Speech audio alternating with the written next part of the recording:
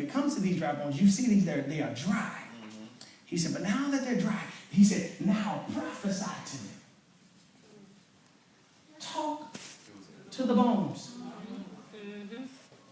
See, a few weeks ago, he told Ezekiel to go talk to a mountain. Remember that? He told him to go, a literal mountain. That mountain, go tell it what it's going to do. Y'all missed that. He told these dry bones, he said, look, hear the word of the Lord. You will. Come on, somebody.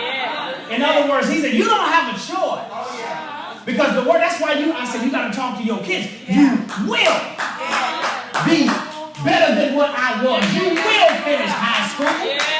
You will go to college. I'm not saying it because I'm going to make you do it, but I'm going to will it to happen. Why? Because if I am in his will, this is in the will of God. So you will. You will line up, and you got to understand that these bones are a structure. They are a structure. That's what you have when you're building a house. You lay the foundation first. But then when you start seeing all the beams and stuff go up, that's the structure of the house. So the bones are a structure. But then he turned around and said, breathe into the bones.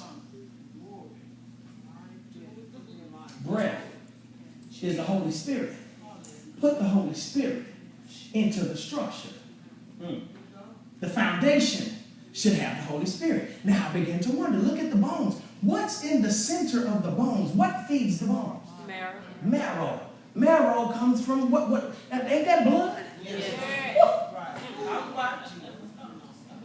Blood is at the center of the bone. That's why when the blood goes bad, the whole body shuts down. God, when somebody has bone marrow cancer, what can you do about that? Nothing. It's just that the blood is coming out and it's poisoned. So he says, speak to the structure. Don't wait until you got all this together, then try to talk. No, you got to talk from the inside out. You got to lay the foundation of that house now. He said, I know it looks dry, I know it looks bad, but just do what I told you to do and talk to them bones.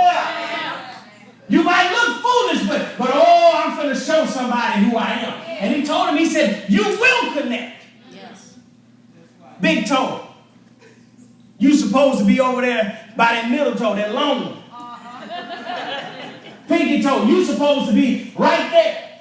Foot, you right here. Ankle, line up with the foot. You understand what I'm saying? Ankle, line up with this femur, with this bone here, with your calf bones, whatever that is. Line up with it. Line up with the kneecap. From the kneecap, line up with the thigh. Thigh go to the hip. Get from down there by the foot, because that ain't where you're supposed to be.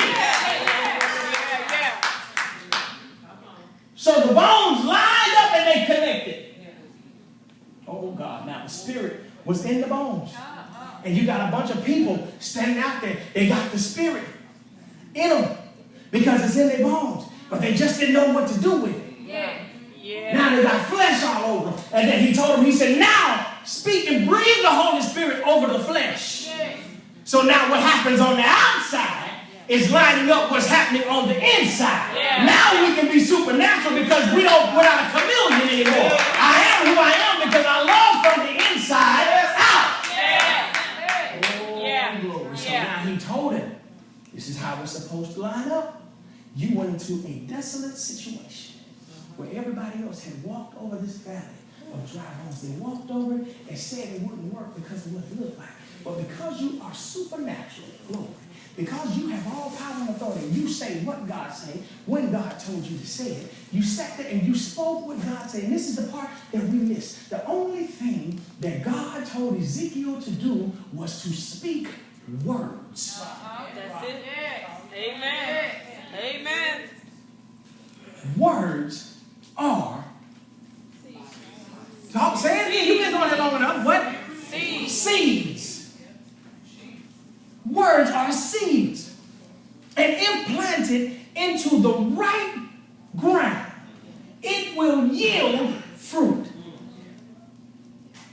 That's all he told him to do was speak what I'm telling you to speak.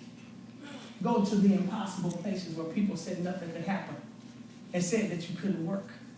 And here's the trick of the enemy. When you go to speak in these impossible places, the enemy reminds you of what happened the last time you spoke. Yeah.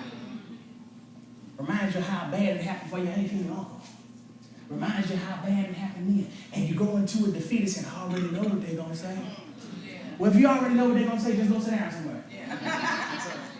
Because if God is telling you what to say, oh, I don't care how bad a situation is. When you sit back and you say what God told you to say and move your emotions out of the way, things will work better. Now, here it is. Sometimes God ain't saying what you think he should say because it ain't working out to your benefit. Sometimes God says, shut up, even if you was telling the truth. Amen. You're right. You was telling the truth, but that wasn't the right place to say it. They can't receive it because you gave it with the wrong emotion. Well, all I said was, but that wasn't the spirit that you gave it in. You're right. I just want them to understand. No. Shut up. Stop asking God to fix something and then try to hold his hand. This right here, Lord. This right here, what I need you to fix. Right here. Amen by yourself.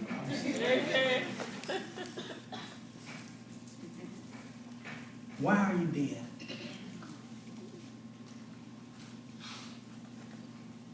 The real remedy to that. The remedy to that, number one, is allowing yourself to be diagnosed. Anytime you go to a doctor, they ask you, glory, hallelujah, if it's your first time going, and this is a new doctor, he asks you about your medical history. Yes, that's right. He asks you about your family history. Yeah. Yeah. He asks you, has asthma running in your family? Yep. Has cancer running in your family? Does heart disease run in your family? Why? Because if these things run in your family, then you are more of a risk of receiving what your family's past are. Yeah. So let me ask you, does adultery run in your family? Does lust run? And look at the word run. It ain't walking. Uh-oh. In other words, I'm running to get to the next victim. Yeah. Before they recognize who I am. Yeah. Does jealousy run in your family? This is what God is saying. You got to know where you come from in order to appreciate where you're at. Yeah. How did this get on me? How did I die spiritually? Because it was the same thing that killed my mama. Yes. She was angry all the time. She was mad all the time. Frustrated all the time. Didn't trust a man. Didn't want to do it. So now I'm independent. I don't need nobody. I'm all to myself. I don't need a man. Where you get that from? Well, I get it from my mama because she raised. You say it. Running the family. You on it. Why you a thug? Well, my dad, he's still thugging. He's 40 years old, still wearing his head cocked to the side. If you're 40 years old, still trying to talk the same lingo as a 13-year-old, you look like a fool. Amen. Say that. Amen. Amen, Robertson. Amen. Running in the family. Running in the family. And the only way you stop it in your family is when you confront it and say, you know what? I know what happened to me.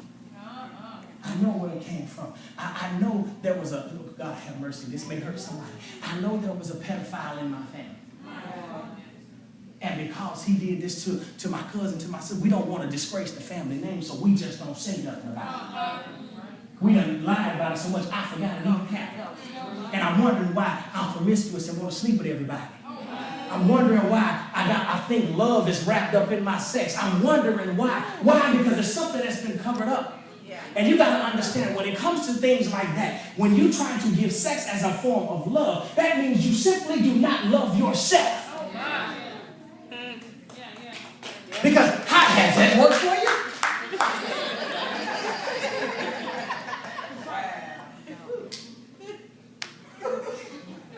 I'm waiting for an answer. But I just believe God. No.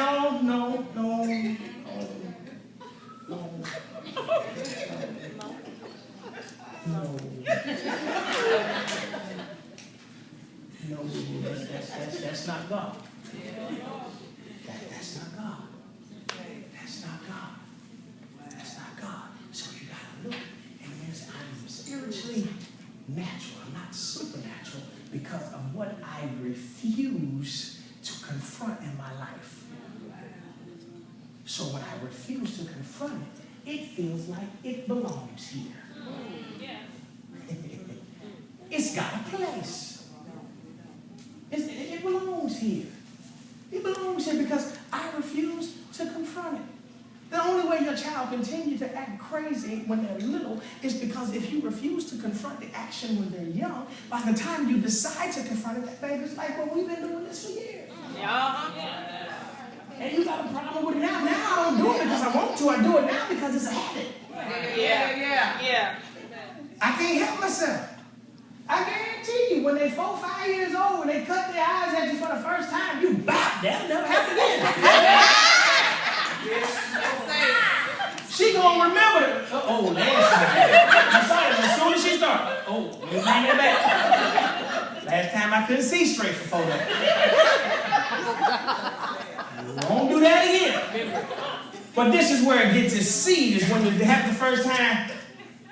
Girl, did you see that? She's so cute. She went over there. Let me do it again. And then you go back like this. All right, that's funny, but don't do it no more. You've already approved of it.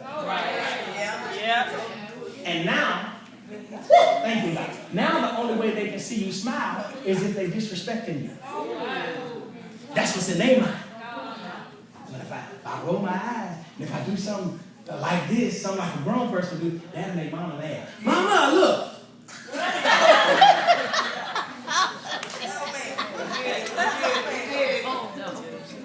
What'd you say? We did it. That's that one. Hello. Parents, if you did that, go on and say, I did that. So before 5, gonna be honest. So the rest of y'all just perfect parents. Y'all stop making me have to go through specific things before you acknowledge, I didn't do something right there. Y'all be wanting me to just say exactly what you did before you take ownership of what you did. Okay, well, you didn't do that, but you did. Nah, I ain't gonna even go there.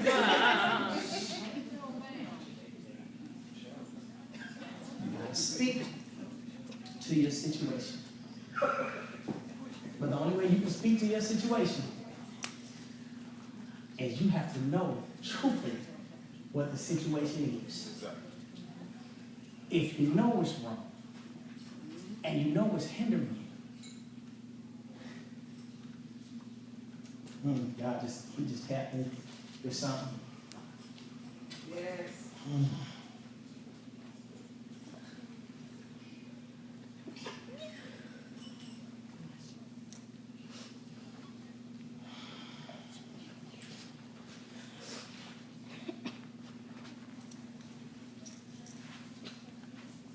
Rushing to the altar to get married